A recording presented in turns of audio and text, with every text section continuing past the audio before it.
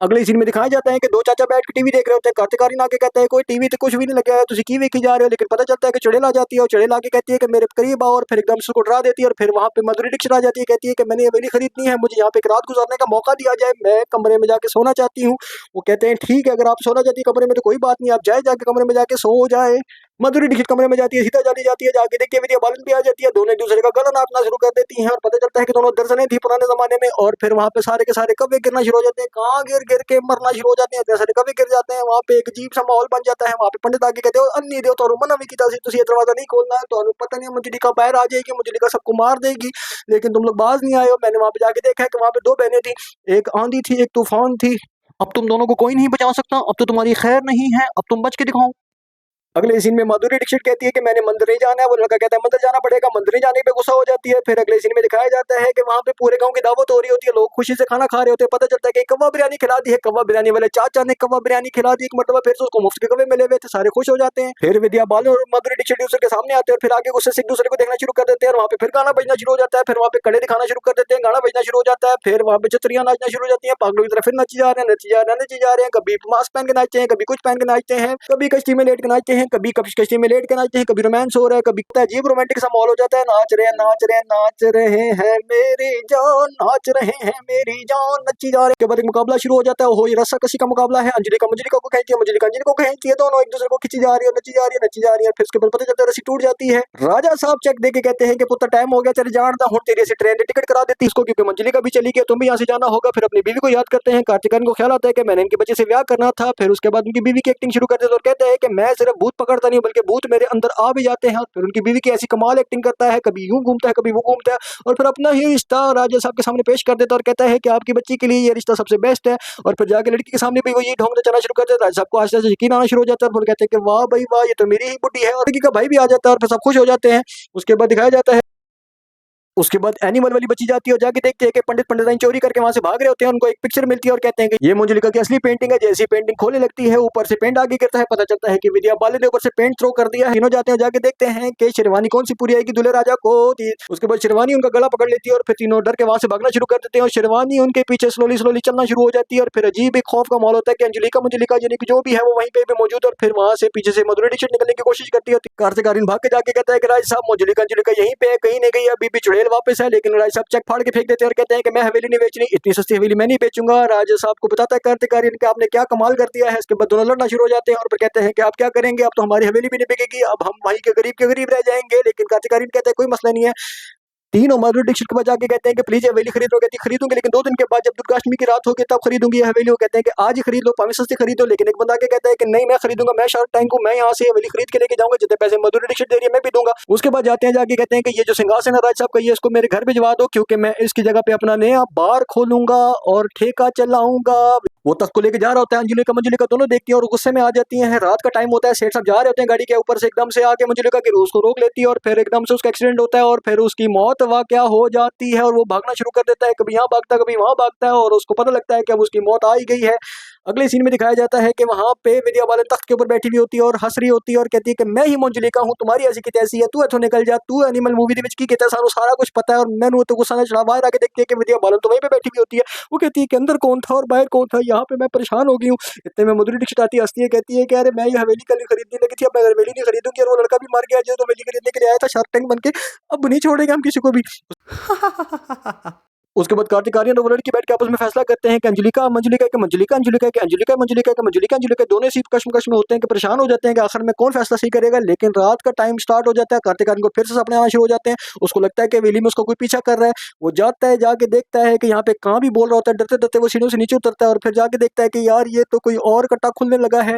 वो देखता है दरवाजे का ताला टूटा है, वो दोनों बहनें आपस में छम छम खेल रही होती हैं, छम छम खेल रही होती है और फिर कहती है कि मैं ही मंजलिका हूँ, अब मजा आया तुम्हें। इतने में वहां से कार्तिक आर्यन डर के भागता है और पता लगता है कि कार्तिक आर्यन फिर ख्वाब देख रहा है। वही चौथा ख्वाब देख रहा है पूरी फिल्म के अंदर, यार हर 5 मिनट के बाद एक ख्वाब होता है। उसके बाद देखते हैं कि एनिमल वाली बच्ची उसके साथ सोई भी होती है, वो सामने चुड़ैल दिखाई देती है, वो लड़की उठती है और फिर हंसती है और फिर आगे फिर सो जाती है। वो कहता है ये क्या मेरे साथ ड्रामा लगा हुआ है, यहाँ पे मुझे यहाँ से भागना ही होगा भाई। रात को वहां पे कहता है खुदा का वास्ता मुझे यहाँ से बाहर निकालो। इतने में पंडित पंडिताइन भी बैठ के कह रही होती है हमें यहाँ से निकलना होगा भाई, हमें यहाँ से भागना होगा, कुछ ना कुछ लेके यहाँ से भागो। फिर वो कहता है अरे ये तो सेठ जिंदा है, अरे क्या बात है सेठ साहब, आपकी टांगे दबाएंगे, आपकी बाजू दबाएंगे, हम और फिर बाजू लंबी होती जाती है, इतनी लंबी बाल लेके परेशान हो जाते हैं पंडिताइन।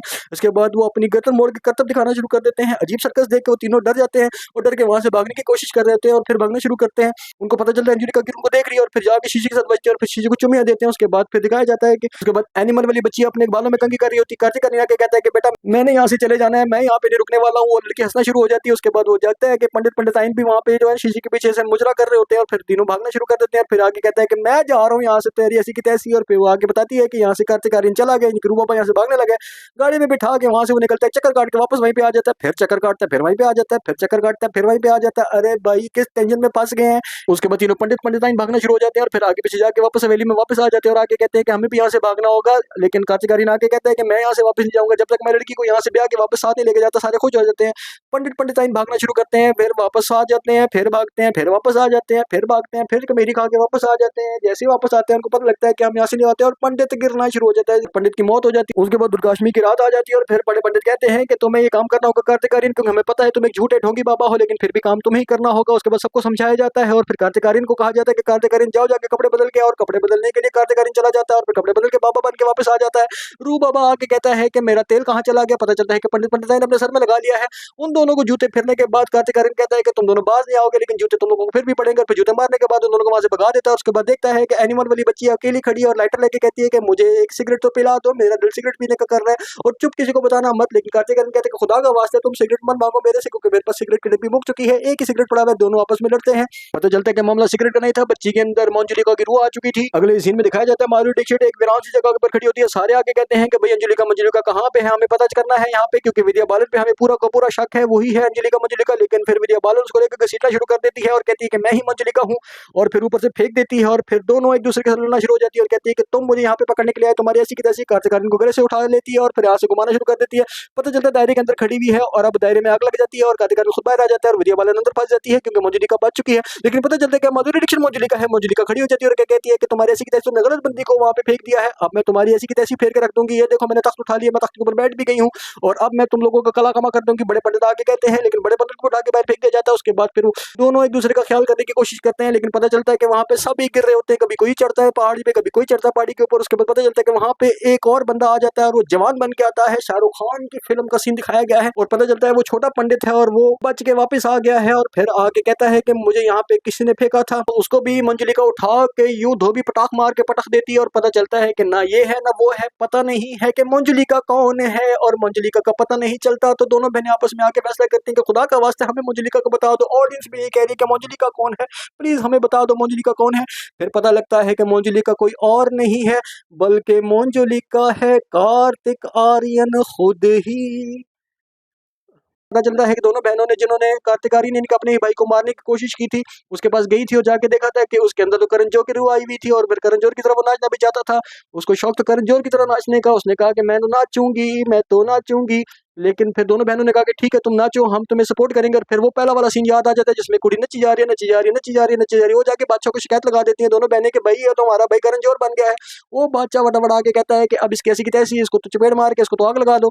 दोनों बहनों के सामने उसके भाई को जला दिया जाता है और दोनों बहनों को वहां से निकाल दिया जाता है क्योंकि बादशाह कहता है कि तुम ये बात मुझे अकेले में भी आके बता सकती थी, उसके अंदर करण जौहर की रूह आ गई, मगर तुम दोनों को भी अब देश से निकाला जाएगा। और दोनों को बहनों को निकाल दिया जाता है और कार्तिक आर्यन को आग लगा दी जाती है। कार्तिक आर्यन चीख के कहता है कि मैं बदला लेने के लिए जरूर आऊंगा। फिर पता लगता है कि वही मैं बदले नहीं आई थी और आखिर में फिर वही गाना शुरू हो जाता है। अनीस बसमी साहब हम आपकी फिल्मों से बहुत प्यार करते हैं, लेकिन इतना क्या हुआ कि एक गाने की नाश पीट दी गई। एक ही गाना फिल्म के अंदर तीसरे साल चौथे साल, पहली फिल्म दूसरी फिल्म तीसरी फिल्म, उन सब में एक ही गाना बज रहा होता है। वो बदला लेने के लिए आता है और फिर वो कहता है कि मैं तो नादान था, मैं तो मासूम बोला बाला था, लेकिन तुम लोगों ने ऐसा नहीं किया। और फिर आखिर में पता चलता है कि पूरी फिल्म के अंदर वही था जो इस सब से बदले ले ही जा रहा था, ले ही जा रहा था। और आखिर में हर जगह पे आग लग जाती है और वो बदला लेने के लिए तैयारियां पकड़ रहा होता है। और फिर पता लगता है कि कार्तिक आर्यन वहां पे उसके ऊपर एक फिर वो मुजरा शुरू हो जाता है। फिर नची जा रहे हैं, नची जा रहे हैं, पंडित को भी नचा रहे हैं। कार्तिक आर्यन कहता है कि सबर का मैं तेरा इलाज करता हूँ। फिर उसको उस दायरे में खड़ा कर देता है जहाँ पे विद्या बालन को खड़ा किया था एक टाइम पे। फिर दोनों बहनें जाती है उसको आग लगाने के लिए, लेकिन फिर वो आग नहीं लगाती हैं दोनों को। फिर पता लगता है कि कहानी असल में यही थी, वो दोनों बहनें उसको बजाय बचाने के पुनर्जन्म किसी और का नहीं हुआ था बल्कि पुनर्जन्म हुआ था दोनों बहनों का नहीं दोनों बहनों का पुनर्जन्म हुआ था और वो दोनों बहनें अपने भाई को बचाने के लिए बड़ी कोशिश करती हैं। दोनों दुखी हो जाती है और कहती हैं कि हम तुम्हें बचाना चाहते हैं, और फिर आखिर में माफ़ी मांग लेती हैं। कार्तिक आर्यन से माफ़ी मांगी जाती है, यानी कि महाराज से माफ़ी मांग के दोनों बहनें खुश होती हैं। फिर वो एकदम से वहाँ पे एक नीली सी रोशनी फैल जाती है हर तरफ हवा के अंदर, और फिर बुलबुले बनते हैं उसके, और फिर पता लगता है कि वो ही गाना दोबारा शुरू है और कार्तिक आर्यन क्लीन शेप में वापस आ गया है। कार्तिक आर्यन पंडित को देख के खुश होता है, पंडित कार्तिक आर्यन को देख के खुश होता है, और फिर वो हवा में उड़ना शुरू हो जाता है, और फिर आखिर में उसको माफी मिल जाती है, यानी कि उसको मुक्ति मिल जाती है, और सबको मुक्ति मिल जाती है, ऑडियंस को भी मुक्ति मिल गई है भाई। उसके बाद बताया जाता है कि वो जो पुलिस ऑफिसर थी वो कोई और नहीं थी, वो विद्या बालन नहीं थी बल्कि माधुरी दीक्षित थी, और विद्या बालन भी दोनों बहनें थी आपस में, और फिर दोनों आपस में बहुत प्यार करती हैं। और फिर गाना शुरू हो जाता है, और फिर गाना होते होते अनीस बज़्मी साहब, आपकी बहुत बहुत मेहरबानी है, दोबारा इस तरह की फिल्म ना बनाइएगा, इसका चौथा पार्ट भी आने लगा है। हम आपसे हाथ जोड़ के निवेदन करते हैं कि प्लीज इसका चौथा पार्ट मत बनाइएगा। हमारी एंट्री पसंद आई हो तो आप लोगों ने हमें बहुत सारा प्यार देना और चैनल को लाइक सब्सक्राइब करें ताकि हम अगली मूवीज भी आपके लिए लेकर। Thank you very much.